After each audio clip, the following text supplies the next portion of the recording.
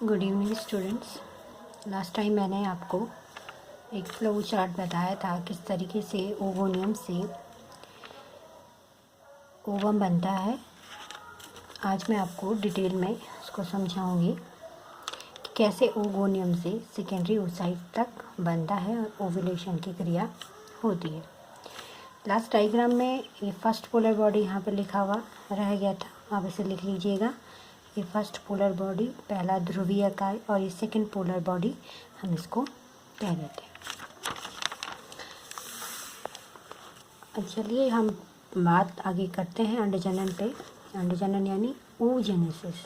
जैसे हम शुक्राणुजनन को स्पर्मेटोजेनेसिस कहते हैं, यहाँ पे हम अंडजनन को oogenesis कह देते हैं।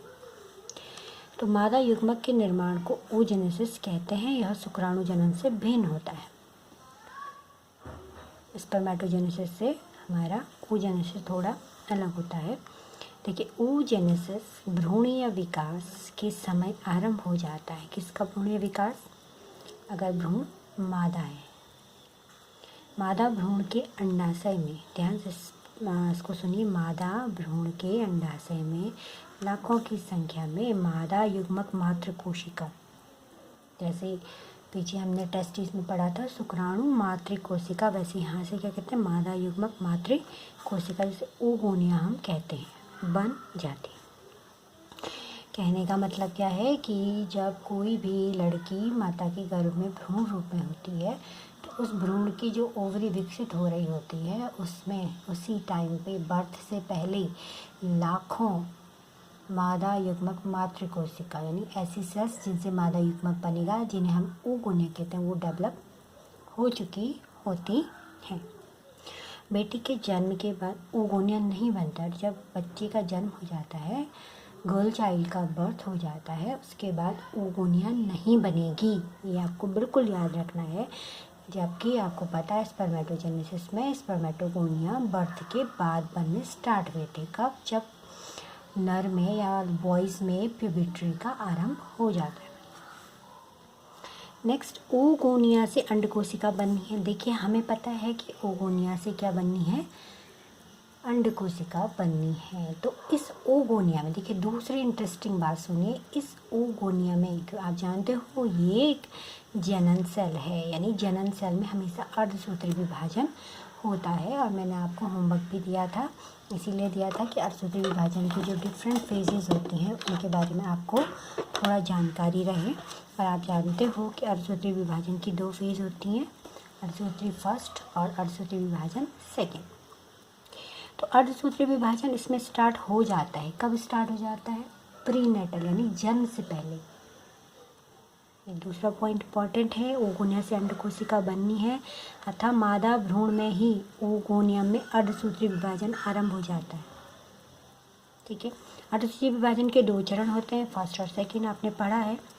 बेटी के जन्म होने तक oogonia में अर्धसूत्री विभाजन फर्स्ट की प्रोफेज अवस्था, फर्स्ट की डिप्लोटीन अवस्था तक विभाजन हो चुका होता है। कल मैंने आपको बताया था, मैंने येलो कलर से जो मार्क किया था, मैंने बोला था कि यहाँ पर से अर्धसूत्री विभाजन स्टार्ट हो गया है, यानी कि जन्म से पूर्व ही oogonia में पहले बहुत सारी oogonia बनी। ठीक है, उसके बाद इसमें क्या हुआ, अर्धसूत्री विभाजन स्टार्ट हो गया। ठीक है, फिर जब इसमें अर्धसूत्री विभाजन हो जाता है, आरंभ हो जाता है, तो उसके बाद इसे हम क्या कह देते हैं, प्राथमिक oocytes हम इसे कह देते हैं। अब आपको ये बात मैं आपको बताना चाहती हूँ कि प्राइमरी oocytes में या oogonia में जो अर्धसूत्री विभाजन हुआ, शुरू हुआ, वो पूरा नहीं होता है। वो आप देखिए कि अर्धसूत्री विभाजन की जो फर्स्ट अवस्था की पहली अवस्था होती है, प्रोफेज, उसके डिप्लोटीन अवस्था में आने के बाद वो रुक जाता है। ध्यान से सुनिए, अर्धसूत्री विभाजन फर्स्ट की प्रोफेज फर्स्ट की डिप्लोटीन अवस्था में तक जितना विभाजन होता है वहाँ तक ही oogonia में विभाजन हो पाता है। कहाँ? मादा भ्रूण में, माता के गर्भ में, यानी जन्म से पहले, किसी लड़की के जन्म से पहले ही ये घटना हो चुकी होती है। इट्स वेरी स्ट्रेंजर ये आपके लिए बिल्कुल नई बात है कि आपको अजीब सा लग रहा होगा सुन के ही कि मतलब जन्म से पहले ही जो गर्ल्स होती है उनमें जो ओगोनियम सेल होती है उसमें अर्धसूत्री विभाजन शुरू हो चुका होता है। और कहाँ पे रुक जाता है? प्रोफेज फास्ट की डिप्लोइड अवस्था में। क्यों रुक जाता है? क्यों रुक जाता है? पूरा क्यों नहीं होता? इसलिए पूरा नहीं होता है क्योंकि अभी जो है एग्स नहीं बनने हैं। अभी एग नहीं बनने। एग कब बनेंगे? जब गर्ल्स मैच्योर होगी, उसमें प्यूबर्टी आएगी, तब एग बनने हैं। लेकिन ये डिसाइड हो जाता है कि ओगोनिया को ये काम करना है, तो आपको ये काम करना है तो आप इसको स्टार्ट कर दीजिए और करने के बाद इतने पर रुक जाइए। ठीक है, तो आपसे ये कंप्यूटर एग्जाम में पूछा जाएगा कि जो प्राइमरी oocytes होता है वो किस अवस्था में होता है, उसमें अर्धसूत्री विभाजन की प्रोफेज फर्स्ट की अवस्था में रहेगा। उसके बाद जब बेटी का जन्म हो जाता है, मैंने यहाँ लिखा था यौवनावस्था के पश्चात, जब जन्म होने के बाद क्या होगा कि 10-12 साल तक जब किसी भी गर्ल को मेंस्ट्रुअल साइकिल आरंभ होती है तो हम मानते हैं कि उसके जो oocytes, ये जो वाली प्राइमरी oocytes थे, इसमें डेवलपमेंट होना शुरू हो गया है। तो गर्ल्स में मेनली 12 से ये माना जाता है 11-12 साल से। तो अब जब कोई भी गर्ल जो है प्यूबर्टी में आती है, यौवनावस्था में आती है, मीन्स उसके जो सेक्स ऑर्गन है वो वर्किंग स्टेज में आते हैं, तो प्राइमरी oocytes आगे वृद्धि करनी शुरू करती हैं। ठीक है, उससे पहले मैं आपको एक बात इसमें और बताना चाहती हूँ। जो ये प्राइमरी oocytes होते हैं इनके चारों ओर एक परत बन जाती है। देखिए, oocyte से ही एग सेल बनेगी और ये अपने चारों ओर लेयर्स का निर्माण करता है। लेयर्स का निर्माण अपने को सुरक्षित करने के लिए ये अपने चारों ओर लेयर्स बनाती हैं। इसलिए सुरक्षित करती हैं क्योंकि फर्टिलाइजेशन के समय ताकि केवल एक ही स्पर्म इसको पेनिट्रेट कर सके, एक ही स्पर्म इसके अंदर जा सके, वो हम बाद में पढ़ेंगे। फिलहाल आप इतना ध्यान रखिए कि जो प्राइमरी oocytes बनता है, प्राथमिक oocytes बनता है, उसके चारों ओर क्या बनती है? लेयर्स बनती है, ग्रेनुलोसा सेल की लेयर कहते हैं। और जब इसके बाहर जो है परत बन जाती है, ठीक है, इसके बाहर जब परत बन जाती है तो हम इसे प्राथमिक पुटिका कहते हैं, प्राइमरी फॉलिकल कह देते हैं। ठीक है, अब कोई आपसे पूछे प्राइमरी फॉलिकल के अंदर क्या है? प्राइमरी फॉलिकल के अंदर प्राइमरी oocytes है। ठीक है, ये मैंने बनाया है, ये देखिए, ये प्राइमरी oocytes है, इसके चारों ओर ग्रेनुलोसा सेल की परत बन चुकी है। अब जन्म से यौवनावस्था तक बहुत सी पुटिकाएं नष्ट हो जाती हैं। ये आपको याद रखना है कि जन्म के समय जन्म से पहले लाखों पुटिकाएं बनी होती हैं, क्योंकि प्राइमरी फॉलिकल जो है जिसके अंदर प्राइमरी oocytes होता है, इसका निर्माण अभी मैंने आपको बताया कहाँ, जन्म से पहले ही मादा भ्रूण में हो चुका होता है। ये कल भी मैंने जो आपको फ्लो चार्ट दिया था उसमें भी मैंने मेंशन किया है, प्राइमरी oocyte जन्म से पूर्व बन चुका होता है। तो इसके चारों ओर की लेयर बन जाती है, परत बन जाती है, इसे प्राथमिक फॉलिकुलम कह देते हैं। फॉलिकल यानी पुटिका, थैली के अंदर प्राइमरी oocytes। तो यौवनावस्था तक आते आते बहुत सी फॉलिकल नष्ट हो जाती हैं, केवल जो है हमारे 60,000 से 80,000 तक प्राइमरी फॉलिकल अंडाशय में बसते हैं। ठीक है, फिर क्या होता है, ये प्राइमरी फॉलिकल्स की जो ग्रेनुलोसा सेल्स हैं, ये जो बाहर लेयरिंग है, इसको ग्रेनुलोसा सेल कहते हैं, इसमें और वृद्धि होती है और बनते बनते ये और परत बनाती हैं। ठीक है, और एक परत और बाहर बनती है जिसे हम थीका कह देते हैं। थीका मतलब परत। ठीक है, केवल नाम अलग है, ग्रेनुलोसा सेल्स से एक और परत बनी, इसे हमने थीका कह दिया, और तब इसको हम सेकेंडरी फॉलिकल कहते हैं, द्वितीयक पुटिका कहते हैं। तो द्वितीयक पुटिका के अंदर भी क्या है आपका oocytes है। ठीक है, प्राइमरी oocytes है।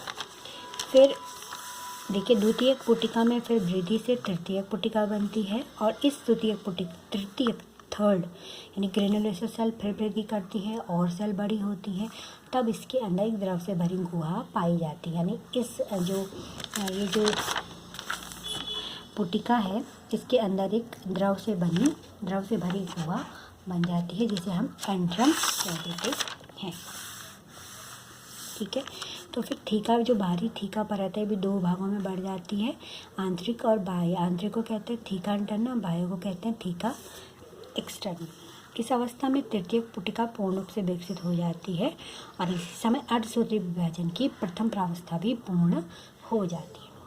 ठीक है, जब तृतीयक पुटिका बनती है उस समय मैंने आपको बोला इस पुटिका के अंदर एक द्रव से भरी कैविटी बनती है, इसे एंट्रम कहते हैं। और इस समय अर्धसूत्री विभाजन जो प्रोफेज फर्स्ट की अवस्था में रुका हुआ था, कहाँ, मादा भ्रूण में, वो आगे कंटिन्यू करता है। देखिए अर्धसूत्री विभाजन की अवस्था ओगोनिया, प्राइमरी oocytes और सेकेंडरी oocytes और फर्स्ट पोलर बॉडी बन जाती है।